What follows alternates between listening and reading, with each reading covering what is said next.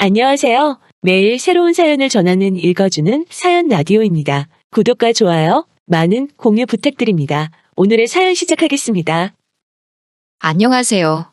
손벌은 나쁜 시어머니와 신우 때문에 남편과 헤어진 30대 여성입니다. 남편과는 회사 선배가 주선한 소개팅에서 만나게 되었습니다. 어느 달은 연인들처럼 울고 웃으며 연애를 했고 만난 지 2년이 되던 날 남편이 저에게 정식으로 프로포즈를 해왔어요. 저 역시 내심 기다리던 프로포즈였기에 고민하지 않고 받아들였고요. 그런데 문제는 돈이었어요. 둘 다 연봉이 평균 이상이었으니 돈이 문제가 될 줄은 생각지도 못했는데 둘 다 사회생활을 늦게 시작했던 상황이라 재정 상황을 오픈하고 보니까 저는 4천, 남편은 5천밖에 못 모았더라고요. 하지만 솔직히 말해서 저는 제가 결혼한다고 하면 친정 부모님께서 어느 정도는 도와주실 거란 건 알고 있었거든요. 저희 친정은 부모님이 사업을 하셔서 여유가 있는 편이었으니까요.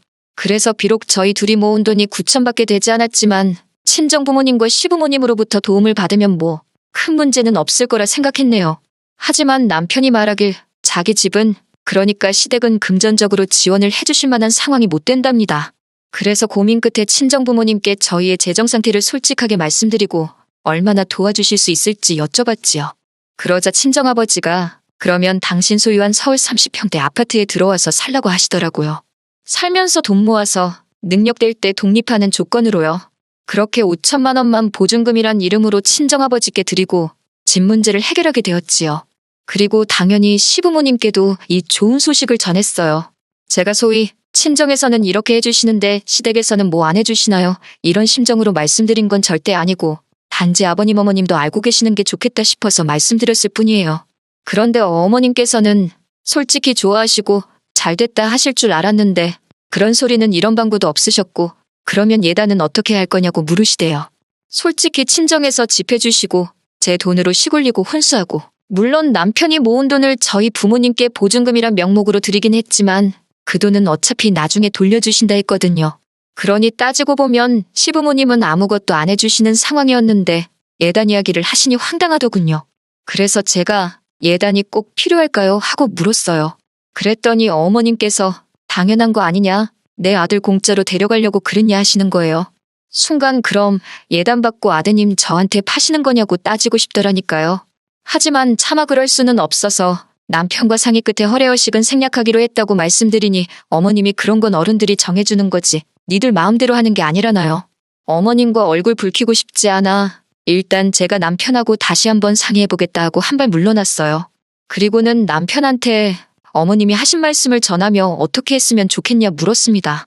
그랬더니 남편이 그냥 흉내만이라도 내주면 안 되겠냐 그래요. 솔직히 제 편을 든다고 해야 하나 남편이 내가 해결하겠다 뭐 그런 식으로 나와주길 바랬는데 오히려 저더러 어머님한테 맞춰드리란 식으로 나오니까 기분이 좋진 않았지요. 하지만 좋은 날 앞두고 어머님이랑 기싸움 하는 것도 내키지는 않아서 남편 의견을 따라주겠다 했습니다. 그리고 이튿날 300만 원을 예단비로 보냈어요. 그런데 황당하게도 바로 다음 날 어머님이 남편을 통해 제가 보낸 300만 원을 되돌려 보내셨더군요. 남편한테 이게 무슨 뜻이냐고 물으니 남편이 우물쭈물거리다가 한다는 소리가 어머님이 장난하냐며 예단이 적다고 화를 내셨다는 거예요. 제 주변에도 결혼한 친구들이나 선후배들이 꽤 있었는데 이런 일은 듣도 보도 못했거든요. 그래서 남편한테 싫으면 마시라 그래 나도 더는 못한다고 전해드리라 했습니다. 남편이 난처한 표정으로 그런 말을 어떻게 하냐 그러길래 그런 말도 못 전할 거면 그냥 이 결혼 깨자 했네요. 남편이 남이 편이라더니 지금 당신이 딱 그렇다고 제가 처음으로 남편의 태도에 대해서 화를 냈지요. 그러자 남편이 그런 뜻은 아니었다면서 자기가 중간에서 잘 말씀드리겠답니다. 그러면서 마음 상하게 해서 미안하다고 몇 번을 사과를 하대요. 그래서 이번이 마지막이다 하고 넘어갔어요. 그리고 결국 예단은 없던 일이 되었고요. 이후로 남편과 저는 부부의 연을 맺었고 친정아버지의 배려로 남부럽지 않은 신혼생활을 시작할 수 있었습니다. 친정아버지께서 인테리어까지 새로 다 해주셨는데 덕분에 집에 오는 사람들마다 집이 너무 예쁘다며 칭찬일색이었어요. 저희 어머님만 당신 아들 명의로 해준 집도 아니니까 저한테 집 해왔다고 집 가지고 유세 부리면 가만 안 두겠다 하시대요. 사실 어머님이 하신 막말만 여기 적어도 3일 밤을 꼬박 셀 수 있을 정도예요. 한편 결혼한 지 반년 정도 지났을 무렵 여동생이 연락을 해왔어요. 참고로 저희 자매는 사이는 좋은데 둘 다 개인주의가 강해서 정말 상의할 일이 있거나 축하할 일이 있을 때만 연락을 해요. 그런데 이번엔 달랐어요. 저에게 부탁이 있다고 하더라고요. 뭔지 들어보자 하니까 자기가 서울로 독립을 하려고 하는데 저희 집에 머물면서 매물도 보고 다니고 그러면 안 되겠냐대요. 아무래도 저희 본가가 서울에서 차로 1시간 넘게 걸리다 보니 집 하나 보자고 왔다 갔다 하기가 불편했던 모양이에요.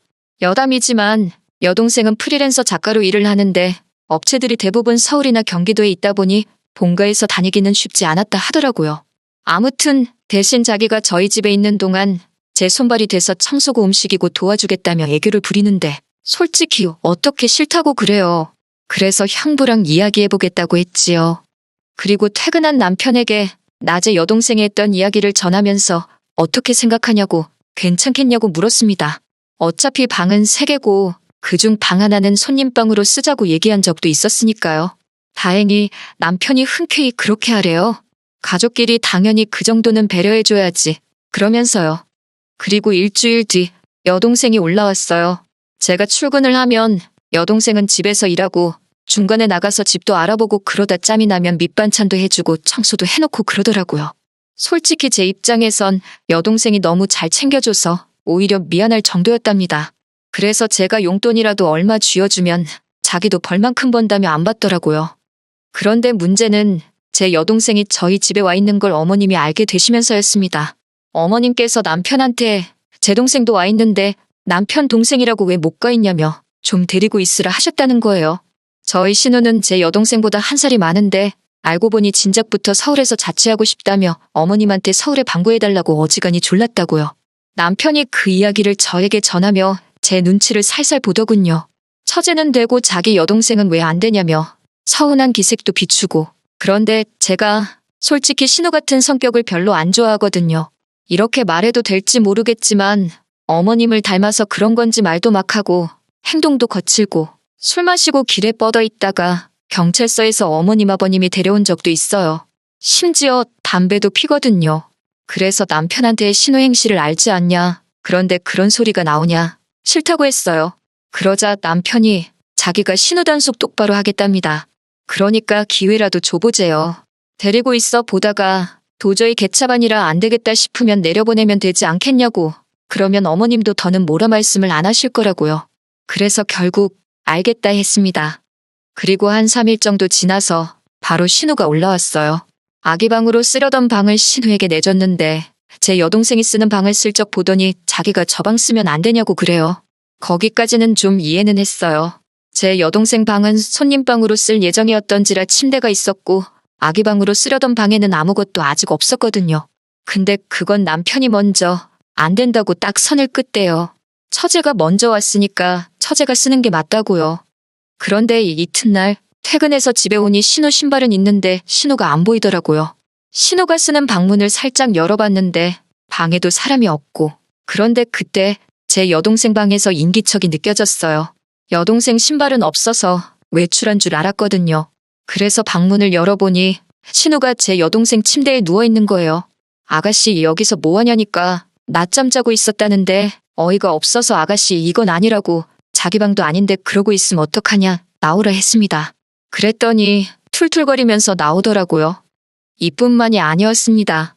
신우의 행실은 날이 갈수록 눈에 거슬려서 봐주기가 힘들더군요.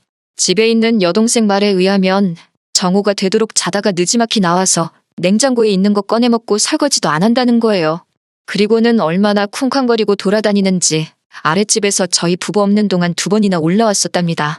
뿐만 아니라 지난번엔 제 방에서 나오다가 자기한테 걸렸다며 저더러 언니 중요한 물건이나 돈 같은 거 있으면 관리 잘해 이러는데 그땐 솔직히 여벌로 들었어요.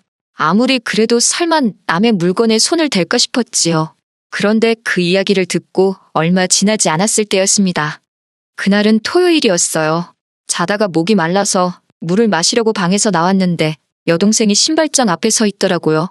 그래서 왜 그러고 있냐고 물으며 이렇게 보니까 세상에 술 취한 신우가 신발장 앞에서 자고 있는 게 아니겠어요. 그리고 여동생이 저를 보더니 손가락으로 신우를 가리키며 저거 내 목걸이야 그러대요. 그래서 보니까 정말 제 여동생 목걸이인 거예요.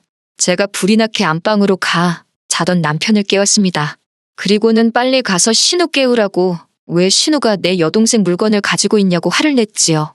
그러자 남편이 그게 무슨 소리냐면서 저를 따라 나오대요. 남편이 신우를 발로 툭툭 치면서 일어나 보라고 하니까 신우가 잠꼬댄지 뭔지 욕을 하면서 일어나더라고요. 그래서 제가 신우한테 아가씨 그 목걸이는 뭐냐고 물었어요. 왜 내 여동생 목걸이를 하고 있느냐고요. 그러자 신우가 자기 거랍니다. 자기가 돈 주고 산 건데 왜 사람을 도둑으로 모냐는 거예요. 순간 저는 내가 실수했나 싶어서 여동생을 쳐다봤는데 여동생이 저더러 목걸이 뒤를 봐보래요. 남자친구가 사준 거라서 뒤에 이니셜을 새겨놨다나요. 그래서 신우더러 목걸이 한번 뒤집어 보라 했습니다. 거기에 이니셜이 없으면 내가 정식으로 사과하겠다고요. 그런데 곧 죽어도 싫다고 자기가 왜 보여줘야 하냐고 아주 악을 쓰더군요. 하지만 순식간에 제 여동생이 신우목에서 목걸이를 낚아채듯 잡아 뜯어버렸어요. 제가 얼른 그 목걸이를 뒤집어 보니까 정말로 이니셜이 있대요. 그러자 들킨 게 쪽팔렸는지 신우가 제 여동생더러 완전 미친 엑스 아니냐고 욕을 했습니다. 제 여동생도 지금 뭐라고 했냐며 신우한테 똑같이 소리를 쳤고요. 그러니까 신우가 나이도 어린 게 까불지 말랍니다. 이번에도 제 여동생이 질세라 나이가 문제냐고 지금 그쪽이 잘못하지 않았냐고 다시 받아치대요. 결국 집안은 순식간에 아수라장이 되었고 남편이 신우를 제가 여동생을 막았습니다. 그러니까 신우가 더 기고만장해서는 제 동생더러 개같은 X라는 둥 어쩐다는 둥 쌍욕을 퍼붓더군요. 저도 열받아서 신우한테 내 동생한테 말 그따위로 하지 말라고 했어요. 도둑질한 것도 괘씸한데 한마디만 더 하면 지금 당장 집에서 내보낸다고요. 그러니까 신우가 또 욕을 하면서 방문을 쾅 닫고 들어가대요. 그리고 이 일은 솔직히 그냥 없던 일처럼 지나가려고 했어요. 신우도 성인인데 반성을 했겠지 생각했고 더 따지고 들어봤자 서로 좋을 게 없을 것 같았으니까요. 그런데 이 이튿날 일요일이었는데 어머님이 연락도 없이 저희 집에 오셨더라고요. 남편도 전혀 몰랐는지 어머님을 보고는 좀 당황한 눈치였어요. 저는 이때만 해도 어제 일 때문에 오셨을 거란 생각은 못하고 그저 연락도 없이 어쩐 일이시냐며 문을 열어드렸는데 신발도 안 벗고 거실로 들어오시면서 방문을 막 열어보시대요. 그리고 작은 방에 있던 제 여동생을 보더니 너 이리 나와. 딱 그렇게 말씀하셨지요.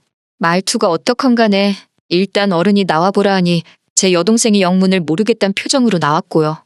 근데 제 여동생이 거실로 나오니까 어느새 신우도 거실에 나와서 소파에 앉아있고 그리고 그 앞에서 어머님이 갑자기 리모컨을 쥐어드시고는 제 여동생 머리를 딱 때리시더라고요.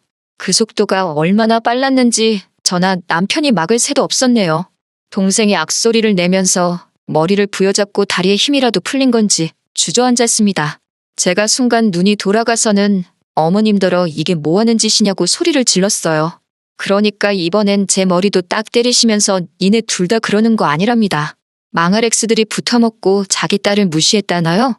그러면서 내가 오늘 니들 가만두나 보재요.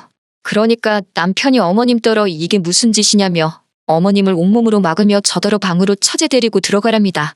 마음 같아선 어머님 머리채라도 잡아채고 싶었지만 일단은 남편 말대로 우는 여동생을 끌어안고 방으로 들어갔어요.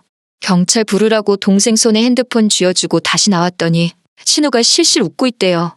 저도 그때부턴 에라 모르겠다 하고 어머님더러 노망나셨냐, 제정신 맞으시냐 악을 썼습니다. 지금 여기가 어디라고 들어와서 이런 짓을 하시느냐고요.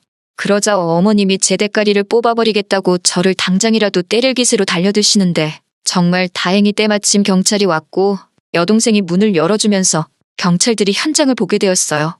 경찰한테 지금 이 아줌마가 나랑 내 동생을 때렸다고 데려가라 했어요.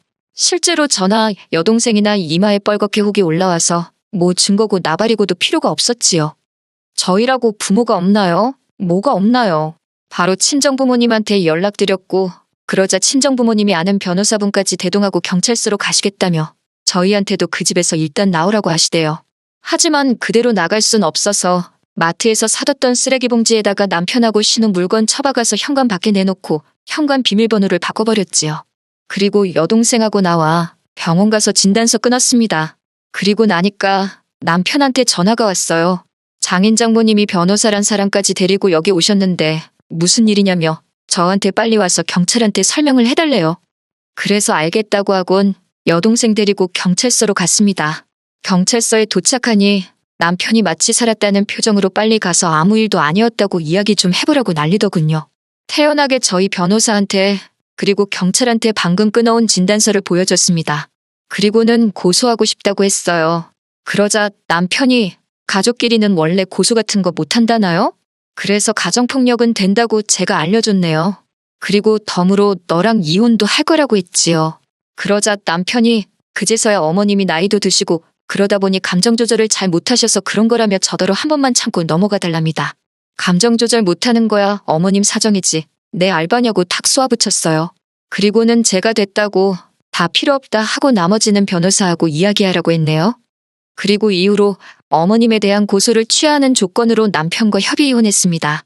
원래는 고소 취하도 안 해주고 합의도 안 하려고 했는데 그러면 이혼이 소송으로 넘어가서 질질 끌리게 생겼더라고요. 더는 그쪽 인간들 때문에 스트레스 받기 싫어서 그냥 쉬운 길로 갔네요. 남편은 끝까지 저에게 자기가 제 역할을 못해서 미안하다며 앞으로 자기 부모님이고 신우고 평생 안 보고 살아도 된다고 매달렸지만 그 말을 제가 뭘 보고 믿나 싶대요.